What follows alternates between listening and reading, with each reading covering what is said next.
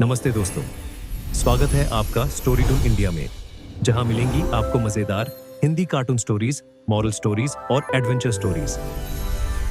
अगर आपको कहानियां पसंद है तो लाइक, शेयर और सब्सक्राइब जरूर करें। चलो अब शुरू करते हैं आज की मजेदार कहानी। रेहाना और रवि की शादी के बाद रवि के पास कुछ नहीं था। रेहाना, तुमने मुझसे शादी करके एहसान किया है। मुझसे ज्यादा तो तुम कमाती हो। अरे तो क्या हुआ, एक दिन आएगा रवि कि तुम खूब पैसा कमाओगे। मुझे तुम पर पूरा विश्वास है। रवि और रेहाना खुद को स्टैंड करने के लिए पूरी मेहनत करते। रेहाना, मैं नौकरी नहीं करना चाहता हूँ। तो कोई बात नहीं, मैं नौकरी करके घर चलाती हूँ, तुम बिजनेस सेट करने की कोशिश करो। एक दिन रेहाना, तुम जानती हो, मैंने जो विज्ञापन बनाने वाली कंपनी खोली थी ना, उसे बड़ी ब्रांड का ऑफर आया है। अब हम लोगों के दिन प्यारे न्यारे हो गए हैं। मैं जानती थी रवि कि एक दिन तुम सेटल हो जाओगे। रवि का काम अच्छा चल जाता है। एक दिन वो रेहाना से कहता है, रेहाना, अब हम लोगों का बच्चा भी हो गया है। बहुत छोटा है वो। उसका ख्याल कैसे रखेंगे हम? कैसे क्या, मैं गांव से माँ को लेकर आ जाती हूँ। नौकरी से हाफ डे ले लिया करूंगी। अभी तो वो छोटा है, स्कूल जाने तक मैं मैनेज कर लूंगी। देखो रेहाना, मैं अब अच्छा कमा रहा हूँ। तुमको नौकरी करके परेशान होने की कोई जरूरत नहीं है। अरे कैसी बात कर रहे हैं, मैं अपनी लगी लगाई नौकरी कैसे छोड़ दूं? और मैंने तो सुना है हम लोगों को कुछ ही महीनों में सरकारी नौकरी मिल जाएगी। सरकारी नौकरी में कितना कमा लोगी? उतने में तो मैं ड्राइवर रख लूंगा। रेहाना को रवि की बात का थोड़ा बुरा तो लगता है। कम से कम मेरी नौकरी की इतनी बेइज्जती मत करो। भूल गए, इसी नौकरी के बदौलत तुमने अपना बिजनेस खड़ा किया है। अरे वो तो मैं किसी के भरोसे भी कर लेता। देखो, अपने बच्चे को संभालो, घर का काम करो। अब बाहर जाती तुम अच्छी नहीं लगती हो। रेहाना रवि के कहने पर नौकरी तो छोड़ देती है, लेकिन अब बड़े से घर में उसकी कीमत किसी नौकर से कम नहीं होती। एक दिन रवि का दोस्त आता है। भाभी, हम लोग तो आपको तब से जानते हैं जब से आप लोग शादी होकर इस शहर में आए थे। आपकी बदौलत ही सारा बिजनेस खड़ा हुआ है। ये किस्मत तो आप ही की है भाभी। हाँ हाँ भाई, हमारी मेहनत तो कुछ है ही नहीं। अरे होगी, लेकिन भाभी की किस्मत के आगे कुछ नहीं। दोस्त वहां से चला जाता है, लेकिन रवि का गुस्सा सातवें आसमान में होता है। देखा कैसे बोल रहा था? अरे बिल्कुल अच्छा आदमी नहीं है ये। कैसी बात कर रहे हैं आप?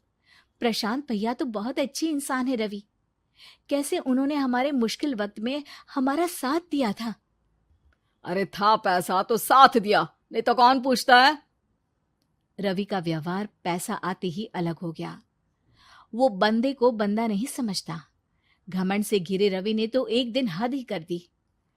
रेहाना, मैं अब तुम्हारे साथ नहीं रह सकता हूँ। क्या क्या बकवास कर रहे हो रवि? क्या कहना चाहते हो? और क्यों नहीं रह सकते तुम मेरे साथ? देखो, मुझे कोई और पसंद है और उसने साथ रहने पर बस यही शर्त रखी है कि मुझे तुम्हें तलाक देना होगा। रेहाना, जो कि एक स्वावलंबी महिला थी, उसने बिना देर किए रवि को कह दिया, कोई इश्यू नहीं, मुझे पैकिंग में 4 दिन का वक्त लगेगा, लेकिन तब तक मैं तुम्हारे साथ नहीं रहूंगी। 4 दिन के लिए तुम कहीं और शिफ्ट हो जाओ, मैं घर से निकलूंगी तो बता दूंगी। रवि घर छोड़कर चला जाता है। रेहाना को दुख होता है, वो रोती है, लेकिन व्यवहार से स्ट्रांग रेहाना को पति के वापस आने का और उसे सबक सिखाने का पूरा भरोसा था। फिर एक दिन, अरे शुशिका, कब शादी करोगी तुम मुझसे? यार मैंने तो सोचा था तुम शादी से पहले मुझे विदेश लेकर जाओगे, महंगी कार दिलाओगे। अरे सब दिला दूंगा, लेकिन पहले मुझसे शादी तो कर लो। हाँ हाँ, क्यों नहीं। मैं कुछ दिनों के लिए अपने मम्मी पापा के पास जा रही हूँ और लोगों से अपनी शादी की बात करूंगी। अरे शुशिका, कैसे रहूंगा मैं तुम्हारे बिना? अब तो शादी ही होने वाली है हम लोगों की। शुशिका रवि को छोड़कर चली जाती है। रवि घर आता है जहां रेहाना को ना पाकर उसे सब अजीब लगता है। घर तो रेहाना के बिना कुछ नहीं है, बच्चे की याद भी आ रही है। चलो एक वीडियो कॉल कर लेता हूँ। रवि रेहाना को वीडियो कॉल करता है लेकिन रेहाना फोन नहीं उठाती। रात को सोते वक्त मन कर रहा है मुन्ने को गले लगा लूं। चलो कोई ना, शुशिका से शादी के बाद मेरे और भी बच्चे होंगे। अगले दिन रवि ऑफिस जाता है जहां टीना खड़ी होती है। सर, आपने अपने नए ऐड के लिए मॉडल की रिक्वायरमेंट डाली थी ना, मैं उसी के लिए आई हूँ। रवि टीना को देखकर खुश हो जाता है। अब शादी हो गई है तुम्हारी? नहीं सर, बस अच्छा सा हैंडसम और अमीर लड़का देख रहे हैं मेरे मम्मी पापा। रवि के दिमाग से तो टीना को देखकर शुशिका का ख्याल भी खत्म हो जाता है। अरे यार, ये लड़की मिल जाए कितनी सुंदर है। शुशिका तो इसके आगे कुछ नहीं है। क्या तुम्हें ऐसा नहीं लगता कि मुझसे मिलकर तुम्हारी ये खोज खत्म हो गई है? आप तो 2 बच्चों की पापा लग रहे हैं। अरे नहीं नहीं, मेरी शादी तो हुई थी, लेकिन बीवी को किसी और से प्यार था, मुझे छोड़कर चली गई। खैर, टीना की दोस्ती रवि से हो जाती है, लेकिन 1 महीने बाद शुशिका रवि के पास वापस आती है। मेरे मम्मी पापा तुमसे मिलना चाहते हैं, लेकिन उन लोगों को ये मत बताना कि तुम पहले से शादीशुदा हो। और हाँ, शादी से पहले अपनी सारी प्रॉपर्टी तुमको मेरे नाम करनी होगी। अरे पागल, अब मैं तुमसे शादी ही नहीं करना चाहता। भला ऐसी लालची औरत से कौन शादी करेगा? तभी वहां टीना आ जाती है। रवि, ये पागल सी औरत कौन है? देखो, तुमने ही कह दिया ना पागल, तो पागल ही है। पता नहीं कौन है, कह रही है शादी कर लो, लेकिन शादी से पहले अपनी सारी प्रॉपर्टी मेरे नाम कर दो। बोल तो सही रही है। वैसे तुम जानती हो, मेरी एक सहेली है, उसके पति ने उसे पैसा आते ही छोड़ दिया, जबकि उसको खड़ा करने वाली ही मेरी सहेली थी। और मुझे भी भरोसा नहीं है, अगर मैं भी तुमसे शादी करूंगी तो तभी जब तुम मेरे नाम अपनी सारी प्रॉपर्टी कर दोगे। अरे हाँ हाँ, क्यों नहीं, बिल्कुल कर दूंगा। रवि और टीना की शादी की तारीख तय हो जाती है। वो अपनी सारी प्रॉपर्टी के कागज लेकर शादी वाली जगह पर पहुंचता है, लेकिन वहां टीना आती नहीं।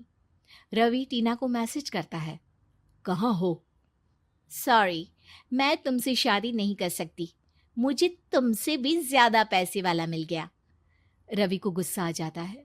वो गुस्से से सारा डेकोरेशन तोड़ रहा होता है कि वहां रेहाना आ जाती है। सर, क्या हो गया? क्या डेकोरेशन पसंद नहीं आई आपको? तुम यहाँ क्या कर रही हो? मैं यहाँ की डेकोरेटर हूँ। क्या आपको पसंद नहीं आई यहाँ की सजावट? रवि दौड़कर रेहाना के गले लग जाता है। मुझे माफ कर दो रेहाना। रवि रेहाना के गले लग जाता है और रेहाना टीना को थैंक्स का मैसेज करती है। उम्मीद है कि आपको हमारी ये कहानी पसंद आई होगी।